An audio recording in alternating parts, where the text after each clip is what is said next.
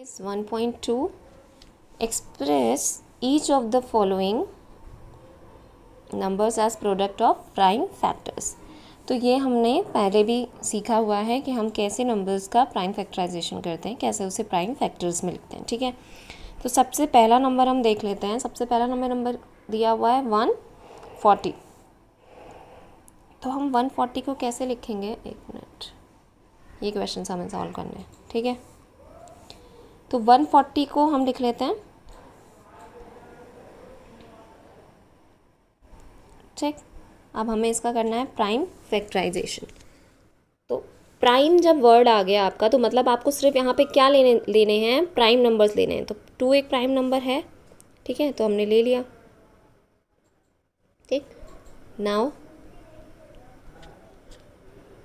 2 7 ज़ा, ठीक, 0 ज़ा, 2 3 ज़ा 6, carry 1 that is 10, this is 5। ये 35 आ गया। अब 35 तो 2 से डिविजिबल है नहीं, तो what we will do, we will write है 3 और 5, 3 से भी डिविजिबल नहीं है तो वी विल टेक 5। 5 भी एक प्राइम नंबर है, इसलिए हम 5 ले सकते हैं यहाँ पे ना। 5 से 35 डिवाइड हो जाएगा, जिसमें रिमाइंडर 0 आएगा, ये मतलब है। 5 7 ज़ा 35, 7 7 ज़ा 1। ठीक है, 7 1 ज़ा 7। तो हमें जो फैक्टर्स मिले वो क्या मिले, 2 इंटू 2 इंटू 5 इंटू 7। तो जो हमने यहाँ पे ये लिखा हुआ है। ठीक है, अब 2 टाइम्स मिल रहा है, इसलिए 2 रेज़ टू द पावर 2 लिख दिया गया है। Got it. वैसे ही हम सारे नंबर्स के प्राइम फैक्टराइजेशन कर लेंगे। Okay, like this.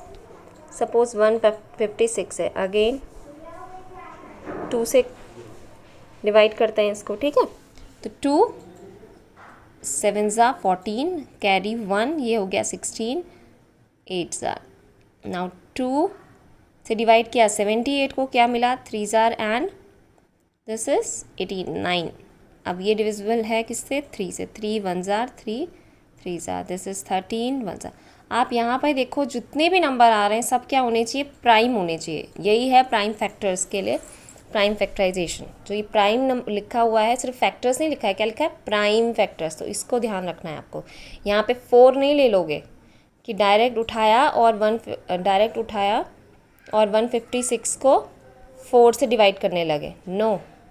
Okay, now this is question 1, तो ये हो जाएगा। ओके, ठीक। Now question number 2। क्वेश्चन 2 में क्या है, find LCM and HCF of the following pairs of integers and verify that LCM into HCF is equals to product of. ठीक है, अब हम इसे करते हैं। ठीक है, प्रोडक्ट ऑफ नंबर्स क्या बोला गया है, LCM and HCF find out करना है। ठीक है, फिर हम वेरीफाई करेंगे। ठीक, तो देखिए किसी का भी एलसीएम एचसीएफ निकालने के लिए हमें उसके फैक्टर्स निकालने पड़ेंगे। ठीक है, हम प्राइम फैक्टर्स निकाल लेते हैं। इससे पहले वाले क्वेश्चन में हमने सीखा ही था। तो सबसे पहले 26 को ऐसे लिखा हमने, 2 1 ज़ा 3 ज़ा। अब ये किसी और नंबर से डिविजिबल नहीं है, इट्स अ प्राइम नंबर, तो ये प्राइम नंबर इसी को लेना पड़ेगा। 13 1 ज़ा। तो 26 को हम कैसे लिख सकते हैं, ऐसे। ठीक है, 26 को हम कैसे लिख सकते हैं, लाइक दिस। ठीक है, वेट, 26 को हम लिख सकते हैं ऐसे। ओके, एंड 91 को हम कैसे लिख सकते हैं, इस टाइप से, है ना, लिख सकते हैं। तो 26 can be written as 2 into 13 and 91 can be written as 7 into 13। अब बात करते हैं एलसीएम और एचसीएफ कैसे निकालेंगे। तो एचसीएफ क्या होता है, पहले तो एचसीएफ की बात कर लेते हैं, हाईएस्ट कॉमन फैक्टर। दोनों के हमारे पास प्राइम फैक्टर्स आ गए। इन दोनों में क्या नंबर है जो कॉमन है, इसमें भी 13 है फैक्टर्स में, इसमें भी 13 है। तो मीन्स दैट इसका एचसीएफ क्या होगा, 13। ठीक, एलसीएम की बात करते हैं। एलसीएम क्या होगा, पहले तो आप एचसीएफ लिख लो जो भी है। एचसीएफ हमारा 13 था, इनटू कौन से नंबर्स बचे हैं, एक 2 बचा था और यहाँ पे 7 बचा था, तो दोनों नंबर लिख लो।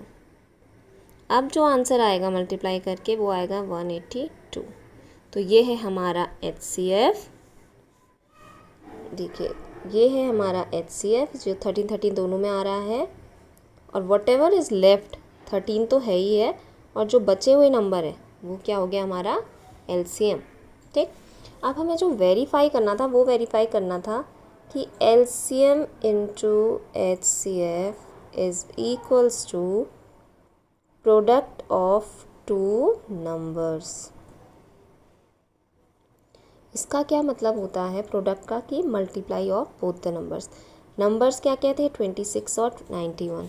ठीक है, तो क्या इसमें कहने का मतलब क्या है, ये देखिए ये, ठीक है, कि HCF क्या आया था 13, LCM आया था 182, मतलब 13 इंटू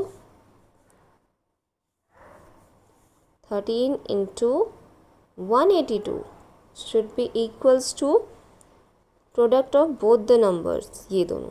तो वो आएगा जब आप करके देखोगे ना। देखो 13 को जब आप मल्टीप्लाई करोगे, 13 को जब आप मल्टीप्लाई करोगे 182 से, तो आपको मिलेगा 2366। ठीक, और जब आप इन दोनों नंबर को मल्टीप्लाई करोगे ना 26 इंटू 91, तो भी आपको क्या मिलेगा 236, हेंस वेरीफाइड। Got it. तो जैसे हमने ये क्वेश्चन पार्ट किया वैसे ही हम ये वाले सेकंड और थर्ड पार्ट करेंगे। गॉट इट, सेम है ये। ठीक है, अब आ जाते हैं क्वेश्चन नंबर थर्ड पे। Again what we have to do, find HCF and LCM। पहले दो नंबर्स थे, अब इंटीजर्स थे, अब 3 नंबर है। अगेन सेम थिंग, हम 12 का प्राइम फैक्टराइजेशन कर लेते हैं, एक बार 15 का कर लेते हैं अलग से, और एक जगह 21 का कर लेते हैं। ठीक है, जब हम इसको प्राइम फैक्टर्स निकालेंगे तो हमें फैक्टर्स मिल जाएंगे इनके। 12 के हमें मिल गए क्या,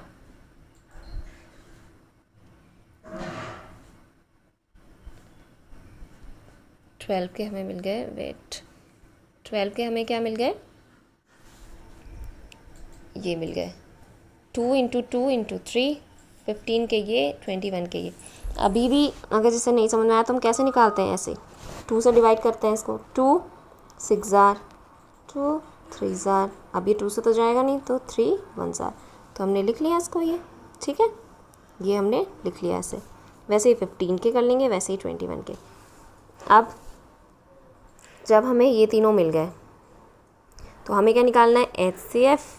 और HCF क्या होता है, इसमें देखो यहाँ, इसमें और इसमें, इन तीनों में कौन सा नंबर है जो तीनों में आ रहा है, वो कौन सा नंबर है, 3 इसमें भी है, 3 इसमें भी है, और 3 इसमें भी, और कोई नंबर नहीं, तो HCF हो गया 3।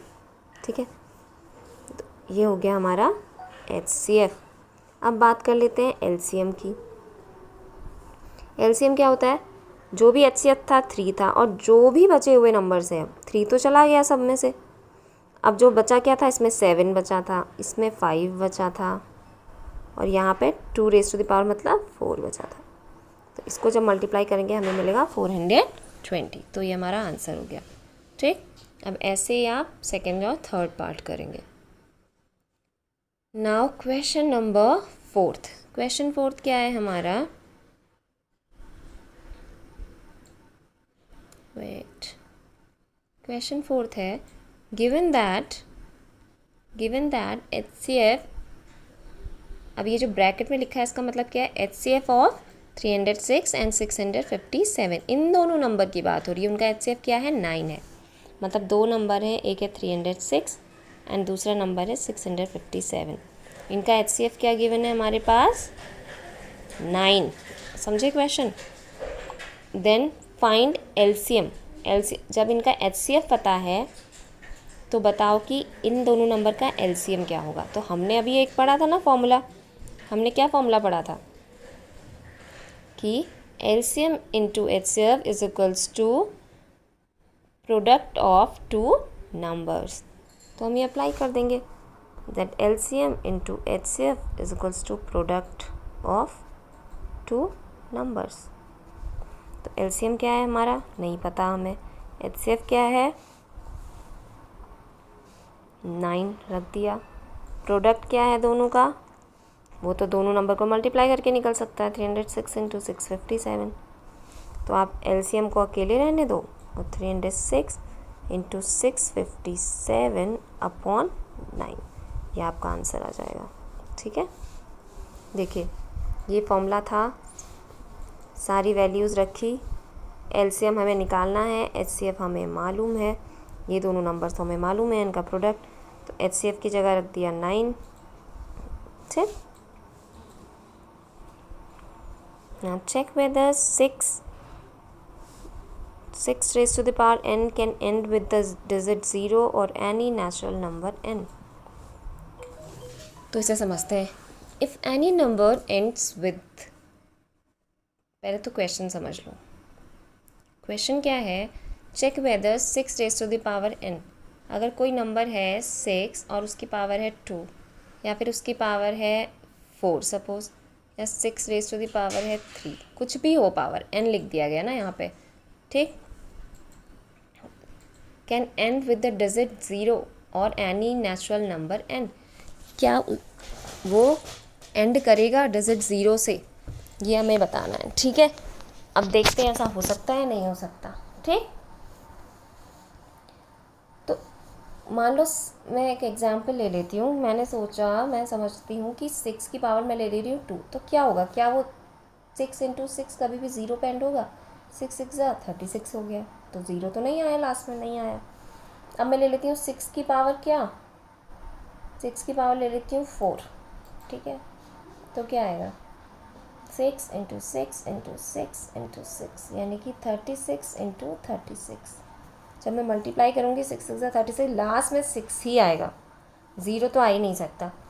तो देखो इसका एक्सप्लेनेशन क्या होगा, if any number ends with the digit 0 it should be divisible by 10। Okay, it should be divisible by 10, और in other words it will also be divisible by 2 and 5. Yes, prime factorization of 6 to the power n is 6, n को हम कैसे लिख सकते हैं 2 into 3 और bracket के बाहर as it is n. So it can be observed that 5 is not in the prime factorization of 6 raised to the power n। कहाँ था जब हमने 6n को ऐसे लिखा, 3 into 2 लिख दिया सपोज, तो यहाँ पे 5 आया, कहीं पे भी नहीं। और आप ध्यान दोगे कि जब 5 की हम बात करते हैं तो लास्ट में क्या आता है, तो 5 या फिर 0 होता है, डिविजिबिलिटी रूल में भी यही होता है। ठीक, hence for any value of n 6n will not be divisible by 5, therefore 6 raise to the power n can not end with the digit 0 for any natural number. तो वो तो हमने ऐसे भी देख लिया था, बस लिखने का तरीका क्या है वो ये है। ठीक, चाहे तो आप 6 की पावर कुछ भी ले सकते हो, ठीक है, बस नेचुरल नंबर लेना है, 0 नहीं लेना है आपको। नेचुरल नंबर बोला गया, होल नंबर नहीं बोला गया आपसे। 6 0 की पावर तो 1 हो गया, वो तो अलग चीज़ है। इन्होंने बोला है 1 के आगे आप कुछ भी ले सकते हो, कोई भी नेचुरल नंबर। ठीक, now question number 6, explain why 7 into 11 into 13 plus 13 and 7 into 6 into 5 into 4 into 3 into 2 into 1 plus 5 are composite numbers। अच्छा, ये क्वेश्चन बहुत इम्पॉर्टेंट वन है। तो देखिए आंसर क्या है, numbers are of 2 types, prime and composite.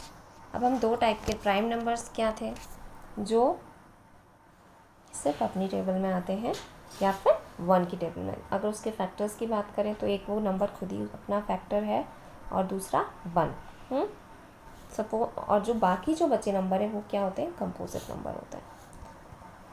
Prime numbers can be divided by 1 and only itself,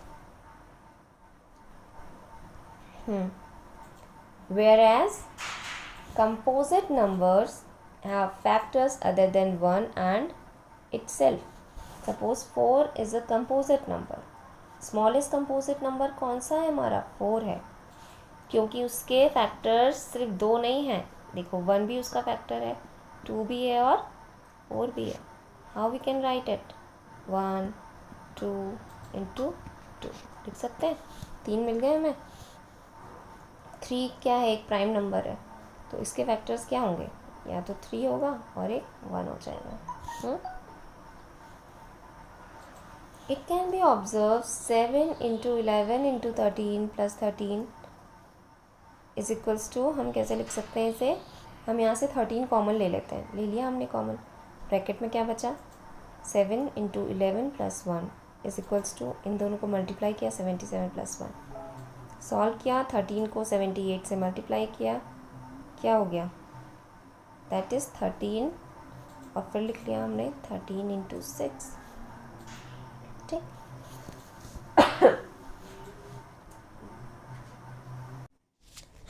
now तो हमें क्या मिला लास्ट में, 13 इंटू 78। अब 78 को हम कैसे लिख सकते हैं, 13 इंटू 6 लिख सकते हैं, नहीं लिख सकते, तो मीन्स दैट हमें क्या मिल गया, 13 इंटू 6, हमें 2 फैक्टर्स मिल गए, 1 तो है ही है, और हमें क्या मिल गया, 6 भी मिल गया और 13 भी मिल गया। अब हमने पहले ही स्टार्टिंग में देखा था कि कंपोजिट नंबर क्या है, have factors other than 1 and itself. Prime numbers में था कि वो 1 होना चाहिए और इटसेल्फ वाला केस। कंपोजिट नंबर क्या है हमारे, जिसमें factors other than 1 and itself, यानी कि हमें 2 फैक्टर्स मिल गए और 1 तो है ही, 3 मिल गए, गॉट इट। तो मीन्स दैट ये क्या है, हमारा कंपोजिट नंबर है। अब बात करते हैं हम नेक्स्ट वाले की, ठीक है। इसमें भी सेम ही ऐसे करेंगे। अब यहाँ पे हमें क्या दिख रहा है, यहाँ पे 5 है और एक 5 यहाँ है, इसे हम ले लेते हैं कॉमन, ले लिया हमने कॉमन, ठीक है, ये आप टेकन कॉमन, तो हमें क्या मिलेगा, 5 बाहर और जो भी हो उसे हम ऐड कर देंगे, ये ठीक है।